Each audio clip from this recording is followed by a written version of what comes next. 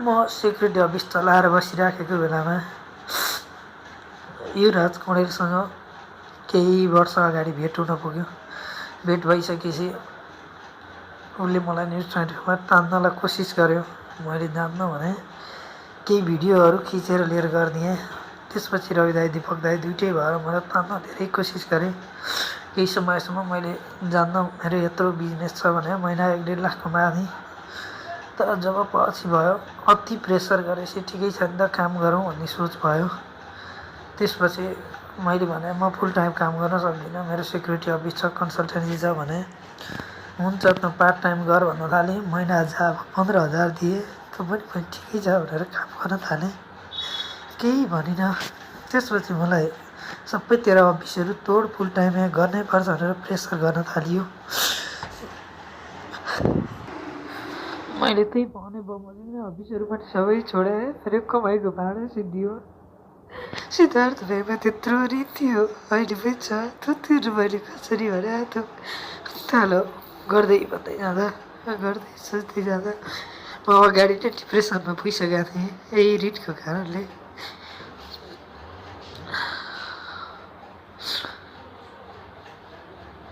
त्यसपछि बिस्तारै मैले अफिस छोडेँ। सम्झना पकालतिर त्यति बेला अफिस छोड्ने बेला रवि दाइ र दीपक दाइले मलाई अति तनाव दिएको। त मैले सोचेर कति दुःख दिएँ भन्दा दीपक दाइले त बाटो र पिठो सुप्पा बनाउँथे, अफिसमा कपडा समाएर तान्थे, घोक्राउँथे, दुनियाँभरि भन्थे। त कहिले बिर्सिनँ मैले। ठिकै छ, उनीहरूमा त्यो सिधा कुराको दम्मा धेरै थियो। कतिलाई बिना कारण दोष लगाएर न्युज बनाउँथे, मलाई पनि त्यसै गर्नु भनिन्थ्यो। जोसँग रिस उठ्यो त्यसैलाई सिद्ध्याउँथे। व्यक्तिगत रेसिपी टेलिभिजनमा ल्याएर साँच्थे पावर र पहुँचको भरले। पछि हुँदै गएपछि स्यालेरी बढाइन्छु भने मेरो स्यालेरी जम्मा 18,000 पुर्याएँ। मेरो ब्याङ्कको किस्ता महिना 18,500 हाल्नु पर्थ्यो। अनि कहाँबाट ल्याएर हाल्ने? ऋण लाइन थाल्यो मलाई। झन् पागल हुन थालेँ। काम दिन रात नभनी घोटिएर गर्नु पर्थ्यो। म त्यहाँ बाँच्नै नसक्ने हुन थालेँ।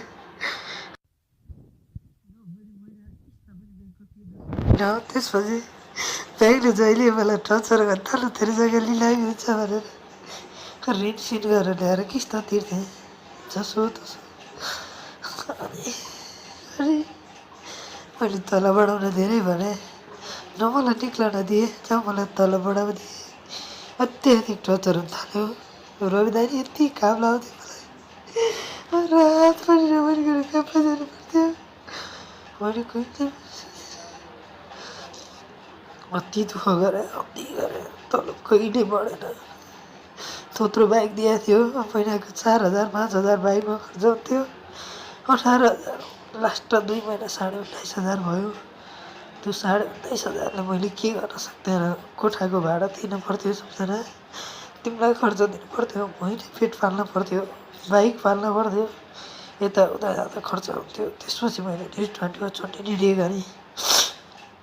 धेरैचोटि भने छोडिस् भने तँलाई हामी सिद्ध्याइन्छौँ भनेर पटक्कै पछि धम्की दिन थाल्यो युवराजले त कतिसम्म भने मलाई एउटा कम्प्युटर दिएको थिएन, म बस्ने ठाउँ हुँदैन थियो, मेरो कुनै क्याबिन थिएन त्यहाँ। तैपनि म चित्त बुझाउँदै त्यहाँ पब्लिक बसेर बस्थेँ, रिपोर्टिङ दिन्थेँ। कम्प्युटर युवराजको कम्प्युटरमा मेरो रिपोर्टहरू मोबाइलको त्यहाँ कपी गर्नु पर्थ्यो। युवराजले लक लगाइदिन्थ्यो, कपी गर्न दिँदैन थियो।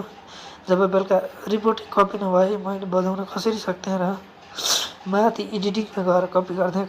कहिले कति गाली खान्थेँ त्यो मलाई थाहा छ।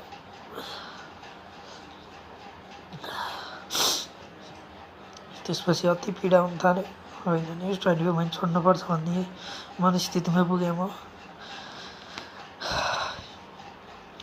त्यति हुँदै त्यो बिचमा के भइदियो भने युवराजले मैले म बाहिर जान्छु, न्युज 24 छोड्छु भन्दाखेरि युवराज र दीपक दाइ भएर नछोड, बरु अस्ट्रेलिया जाने एउटा केटी ल्याइन्छौँ हामी भने। सोचेँ ओहो अस्ट्रेलिया जानु भयो अन्त के न हुन्छ भने त्यहाँबाट त्यही अस्मिता कार्कीलाई युवराजले मलाई जोड दियो। यो केटी हो, फेसबुकमा एड गरेर कुरा गरेर मैले भन्दै छु भन्यो।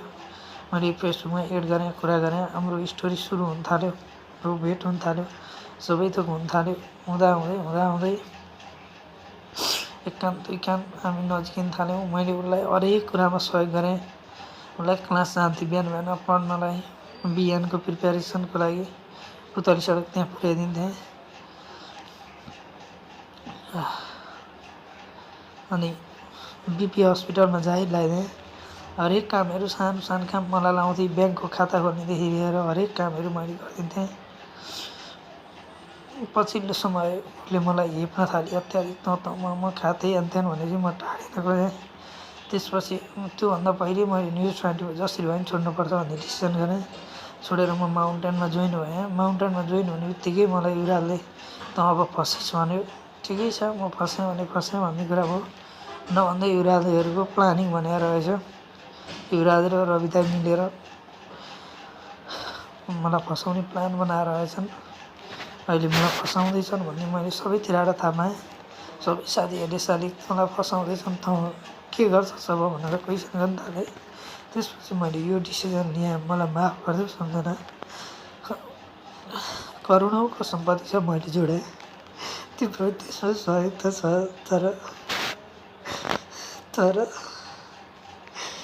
मैले धेरै दुःख गरेको थिएँ होला सम्झिया। रातभरि सेक्युरिटी अफिस हुँदै काम पाइन्थेँ। तर रविलाई पनि छाने तिमीलाई एक दिन पाप लाग्छ। तिमी जस्तो अधर्मी यो देशमा कोही छैन।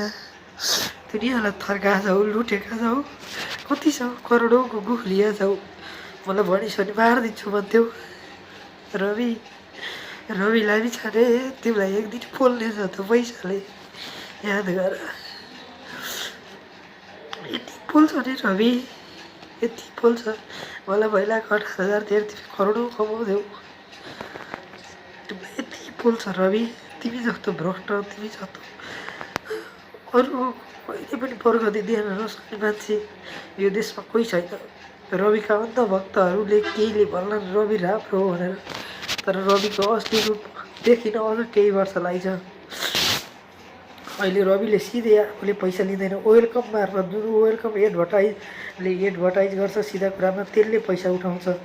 त्यसको केही प्रमाणहरू मसँग अहिले पनि छन्। तर मैले केही गरिनँ, किन रविलाई यस्तो गर्नु हुँदैन भन्ने सोच्थेँ। हो, दिनदुखीको लागि गर्थ्यो, तर बालुवा तस्करहरू, ठुला व्यापारीहरू, ठुला इन्डस्ट्रीहरूसँग, ठुला सिमेन्ट फ्याक्ट्रीहरूसँग करोडौँ असुल्या छ रवि तिमीले। त्यसको त्यो पैसाले तिमीलाई एक दिन पोल्छ हेरिरह। अष्टमी गुरुङको हत्या हुँदा, अर्थात् अष्टमी गुरुङको मृत्यु हुँदा तिमी दुबई पुगेका थियौ। तलब उनको सुपरभाइजरले रेप गरेर मार्यो भनेर गएको थियौ। तर मलाई मर्न बाध्य पार्ने तिमी हौ रवि। तिमीलाई नेपालको कानुन अनुसार कारवाही होस्। मेरो हत्यारा तिमी हौ रवि, मेरो हत्यारा अस्मिता, रवि अनि युवराज कँडेल, अस्मिता कार्की ओखलढुङ्गाको अहिले बिपी स्मृति हस्पिटल वसुन्धरामा काम गर्छे। जगत कार्कीको बहिनी कहीँ नभएकी छे, अन्जिता कार्कीको बहिनी यो हो। अनि रवि लामिछाने, युवराज कँडेल। यसमा दीपक राईको दोष छैन। तिनटालाई नेपालमा कानुन बन्यो भने फाँसी दिए हुन्थ्यो। मेरो हातमा त्यति बेला मात्र सन्तुष्टि आउँछ बनाइदियोस्, योजनाबद्ध तरिकाले प्रशासन। यी तिनवटा अपराधी हुन्, रवि लामिछाने, अस्मिता कार्की, रुकु पनि भनिन्छ। उसको वास्तविक नाम रुकु पनि हो है, वास्तविक नागरिकतामा यता त्यता रुकु हो। उसको घर ओखलढुङ्गा रालुका देवी गाविस हो। अहिले के भएको थाहा छैन। ऊ अहिले बिपी स्मृति हस्पिटलमा काम गर्छ। रुकु कार्की बिपी स्मृति हस्पिटलमा काम गर्छ। उसको दाइ जगत कार्की हो, जगत बहादुर कार्की छ कि जगत कार्की छ। ऊ चाबेलको चारु पोलिक्लिनिकमा काम गर्छन्। उसको दिदी अन्जिता कार्की हो, भिनाजु जापान छन्। मेरो जोरुको जगत उनीहरू चाहिँ रानीबारी बस्छन् भने अन्जिता नयाँ बस्पा नजिकै बस्छन्। उनको श्रीमान अर्थात् अन्जिताको श्रीमान जापान छन्। त्यति मिलेर मलाई फसाएका छन्। यिनीहरूको राम्रो नहोस्, कदापि राम्रो नहोस्। यिनीहरू कहिले जेल परेनन् भने पनि यिनीहरू कहिले खाना नपाए भोकै मराउने अपराधी हुन्। विशेष गरी तिनवटा रूपु कार्की अर्थात् अस्मिता कार्की, रवि लामिछाने, युवराज कौडेल यी तिनवटा मेन अपराधी हुन्। सम्झना तिमीले अर्को बिहे गर्न सक्छौ, 23-24 वर्ष भयो, सम्पत्ति छ करोडौँ हो, सबै सम्पत्ति तिम्रो हो, तुरुन्त तिम्रो आफ्नो नाममा गर्नु। अरू दाजुभाइ कसैले नि पाउने छैनन्। अरू दाजुभाइले खोज्लान्, यसो उसो गर्न खोज्लान्, नदिनु। मैले तिमीलाई मजाले भनेको छु, मेरो सम्पत्तिमा तिम्रो बाहेक कसैको हक छैन, अरू कसैको हक छैन। त्यो सम्पत्ति राम्रोसँग हेरचाह गर्नु। कुमारीको घर पछाडिको 2टा घडा बेचिदिनु, माहाडा पनि बेचिदिनु। त्यसपछि रामकोटमा एउटा घर बनाऊ, बिहे गर अनि बस, तिम्रो जिन्दगी राम्रो हुन्छ है सम्झना। मलाई माफ गर सम्झना,